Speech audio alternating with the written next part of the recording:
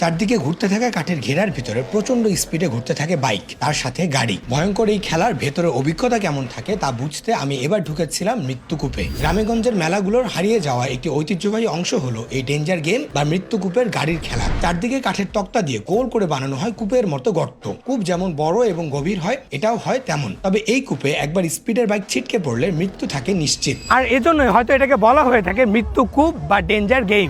গেমের বাইকগুলো যে খুব ভালো এমনও না। মৃত্যুকূপের মাঝখানে ঘুরতে থাকে দুটি রংচটা টোপ খাওয়া মোটরসাইকেল ও একটি প্রাইভেট কার। 10 মিনিটের এই খেলা দেখতে টিকিট কাটতে হয় 50 টাকায়। ফটফট শব্দ তুলে প্রচন্ড আওয়াজে শুরু হয় বাইকের ইঞ্জিন। দক্ষ বাইকারের অল্প সময়ের মধ্যেই প্রচন্ড বেগে স্টার্ট দেওয়া বাইক উঠে চলে যায় কূপের একেবারে উপরে। এ সময় কখনো পুরো স্পিডে, কখনো দুই হাত ছেড়েই, কখনো নানান ভঙ্গিমায় চালাতে থাকেন বাইক। দেখতে এটাকে ছোট মনে হলেও কখনো কখনো এর হাইট হয়ে থাকে 20 ফিট বা তারও বেশি উচ্চতার। খালি বাইকই না, সাথে যুক্ত হয় গাড়ি। বেশ পুরনো এবং সাধারণ একটি গাড়ির বডি স্টার্ট দিয়ে কয়েক সেকেন্ডের মধ্যে উঠে যায় উপরে। এখানেও যেন ভয়ের কোনো তোয়াক্কা নেই ড্রাইভারের। বেপরোয়া গাড়ি চালানোটাই দর্শকের আনন্দের খোরাক এখানে। আমি ব্যাপারটাকে আরো কাছ থেকে দেখতে চাইলাম। উঠে পড়লাম এবার সেই গাড়ির ভেতরেই। নড়বড়ে গাড়ির দরজা কোনো রকম লাগিয়ে ড্রাইভার শুরু করলেন গাড়ি। কয়েক সেকেন্ডের মধ্যেই গাড়ির স্পিড বেড়ে গেল কয়েক গুণ। আমি চোখে ঠিকঠাক তখনও কিছু দেখছি না। বারবার সৃষ্টিকর্তার নাম ডাকছি আর একটু করে বাইরে তাকানোর চেষ্টা করছি। যত বাড়ি বাইরে তাকানোর চেষ্টা করছি ততবারই কলিজা শুকিয়ে যাচ্ছিল। গাড়ি থেকে নামিয়ে দিতে বলবো বা গাড়ি থামাতে বলবো সেটাও পারছি না, কারণ গাড়ি প্রচন্ড স্পিডে,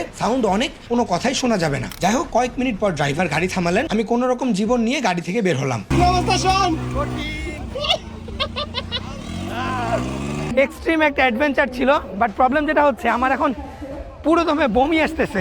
মূলত এই পুরো খেলা যতক্ষণ চলে ততক্ষণ দর্শকরা তার দম বন্ধ করে দেখতে থাকেন। একসময় গ্রামের প্রায় প্রত্যেক বড় বড় মেলার আয়োজনে থাকতো এই ডেঞ্জার গেম, কিন্তু যুগের পরিবর্তনে যেমন হারিয়ে যেতে বসেছে এসব বাইকার, তেমনি হারিয়ে যেতে বসেছে এই খেলা।